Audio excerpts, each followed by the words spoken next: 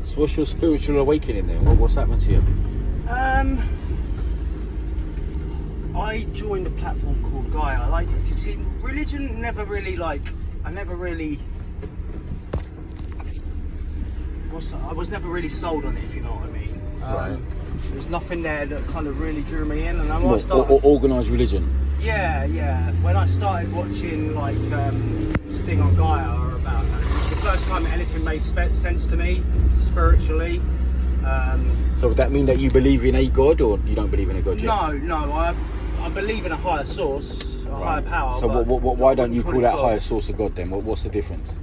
It's because the way God's depicted, I think. In what way? Like depicted like a man or something. Well, like I mean, that. obviously that's a Renaissance thing in Europe, where they started painting him as a human being in the clouds and all that sort of thing. But I mean, what some people call God, I would call source. I think it's probably the same thing. Source. Yeah. What do you mean source? Like, we all come from the same place, the same source. I think.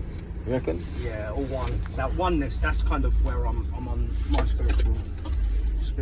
So you're one with God. Yeah, I think we all are. Yeah. Like, well, mate. So how does that God be unique then if you're one with him? If there's one God and we're all part of that entity and we're all tied into the universe with him together, is that what you mean? Yeah. So how does that make that God unique? I'm not saying it is unique or anything. So like it's just we're all connected to source. I think the way we don't even have the language to really explain it. I don't think, but like. Well, we're going to have something to explain it, otherwise we don't know what we're following. Quantum physics is now explaining spirituality, like the higher levels of consciousness and that kind of stuff, and it's being proved through quantum physics. If you actually do research, there's loads of like each year the CIA declassify documents, and there's loads of declassified documents which is just not put into mainstream news, but very easy to find because they're declassified. But is your concept of God sorry to interrupt you, No. Is your concept of God subjective to how you think he is, or how someone's told you he is? Or because, you know, if we was to imagine, if every individual was to imagine how they would want God, or how God is, then there's no definite, but all have different perspectives. So there'd be no definite this is what God is like. So who would tell you what God is like? Wouldn't God do that himself? Wouldn't this spiritual entity that you're all part of, wouldn't he give you a clear instruction of how he is and how he's to be understood? I've connected with that through meditation. So has God said if you meditate you'll connect with me? No. Right, so how do you know you're connecting with him? I don't believe in God like that. I believe in the source. Okay, so how do you know you're connecting with the source if the source hasn't told you that that's how you connect with him? You can feel it. Okay, but your feelings are not a proof. No, physically feel it. Oh, but your physical feelings are not a proof. No, but your vibrations are not a proof. But there is no proof. But of any of I it. could get a vibration listening to music, for example. It's not a proof that music is God. No. Right.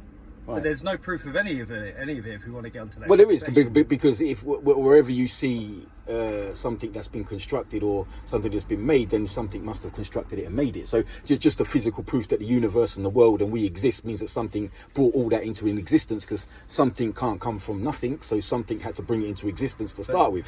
Whatever you call it is another conversation to lead on. But where would that something come from if we're going on? Well, okay, but it has to be unique. It has to be It can never have had a beginning or an end, because anything that comes from something can't be God. No, I don't think anything has a beginning and an end, really.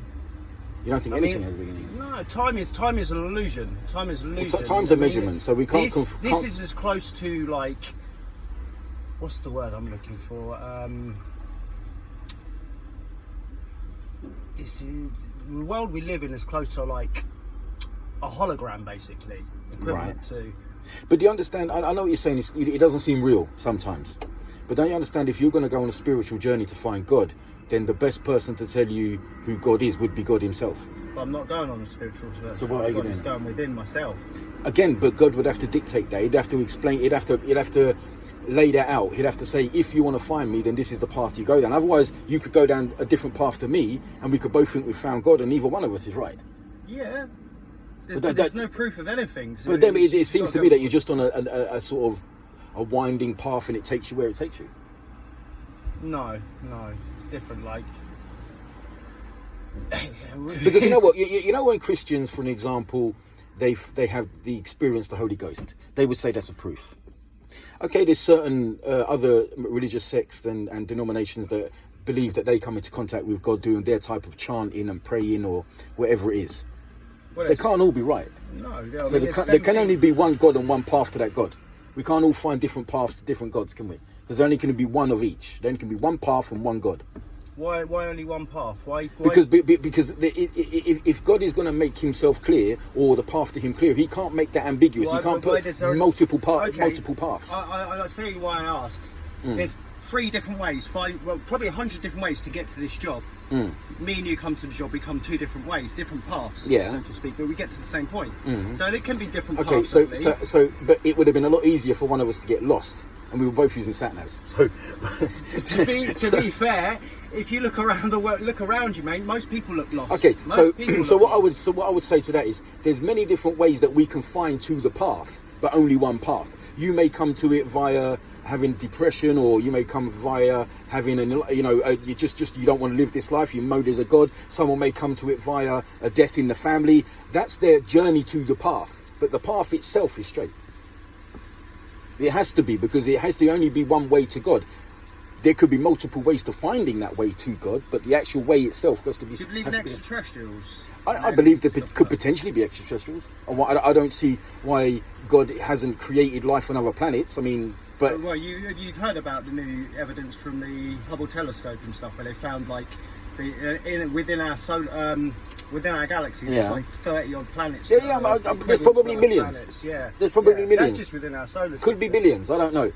But right now we're having enough trouble on our own planet. Do you know what I mean? So anyway, we are mostly because the whole fucking system's rigged, though. It is. But it's interesting rigged for the elite. What I get interested when someone goes on a journey to change their life and to find God, whether it's through meditation like yourself or through another religion. I'm just interested how they get there and how they know they're on the right path. Because to me, if there's a God, which I believe that there is, he would have laid out a specific set of guidelines to find him, and a specific set of guidelines how to believe in him. Because otherwise we'll all believe in him in different ways. And if we all believe in him in different ways, then we're not worshipping him, or we're not following him in the way in which he's told us to. And then it's a free-for-all. And that's chaos. And God isn't about chaos, he's about order. I believe from a Western perspective, and Christianity was brought about purely for control. It was nothing to do with gods. You can say that all religion has an element of religion is about control to an extent, because it's about control. There wouldn't be laws in religion if they weren't about control to an extent.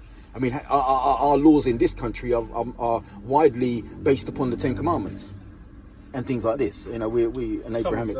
Some of them are, but I mean, generally speaking, it's better to have a law than no law. Yeah, I mean, you've got to have rules. I mean, you've got to have rules. Whether they've been abused by the positions in people in power, I don't deny that. But you have to have rules to begin with. And that's another thing that God would do, because he wants order. He would put laws in place for people to live by. Now, if you on your spiritual journey thought it was okay to take certain drugs, I'm not saying that you do, someone would be okay to take certain drugs, and God would legislate that.